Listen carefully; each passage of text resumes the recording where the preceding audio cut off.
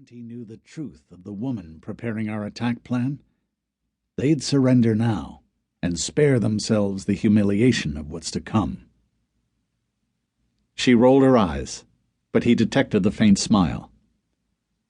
None of those strategists and warriors had to deal with the Aliomenti, she countered. I can deal with unsavory tactics thanks to those masterminds, but none of them dealt with energy users. Will glanced at the ground, dipping his altered, wrinkled toes in the ocean water lapping against the shore. Every plan was doomed to failure the instant one engaged the enemy. You could only anticipate certain scenarios and prepare to deal with each. Success came to those who best reacted as the unexpected occurred in discordance with those plans. Her studies prepared her better than most, as she tapped the collective wisdom of those great tutors.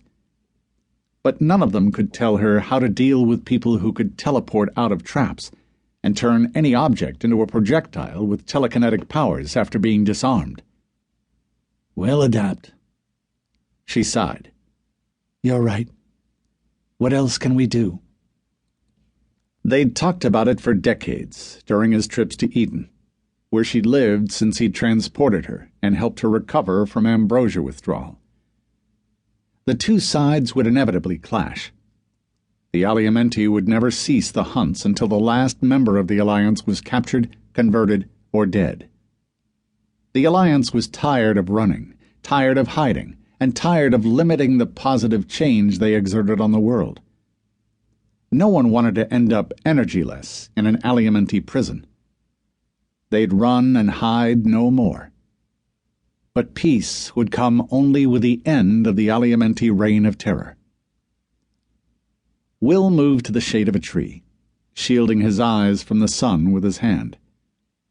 He'd developed a profound rage over the centuries, a feeling intensified with each hunt, with each capture, with each death, all pointing back to one man, Arthur Lowell. Taking the fight to the Aliomenti now wasn't a difficult decision. Ending the threat was the goal, whether through a change of heart, surrender, or outright destruction. He glanced at Hope, who tried to thaw the man's heart in the past. Even her warmth failed to turn him, and her efforts earned her a beating that nearly killed her. It was that prior experience that drove their belief, laced with regret, that this battle could be nothing but a fight to the death. 20 bags rested on the ground near the workshop. The couple began piling hundreds of small discs inside. The discs were a critical part of Hope's plan, and would ensure they'd complete at least one critical objective during the coming battle. They'd loaded the bags into the private flying sphere Will used to travel back and forth to Eden without detection. "I'll alter the return coordinates on the time machine to make sure they get here," Will said. "We must be certain they know the way to Eden." Hope nodded. "Everything will be gone by then. I'll be on my way to the island, and—" She glanced at the remaining machines, numbering in the thousands, all much larger than the discs they'd already stowed. "Those will be moved into position before I go." She turned her eyes to a small building near the workshop, one far more modern than the simple wood shack and workshop they'd used for centuries. "Is the transport portal to the cavern set up?" Will nodded. "The mechanics' quarters there will serve as the doorway. It's secure for now. Nobody visits me." He grinned. "I suspect that will change when I go back the next time." He sighed.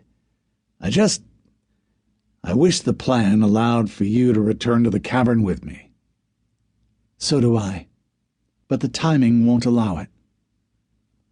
Hope located and opened her personal bag among the piles of bags holding the small discs, reviewing the contents. She found the collection of squeezable tubes inside, nodded, and closed the bag. "I think I'm ready." She paused. "Are you?" He nodded. "Then let's go." Will took a final look around at the tranquil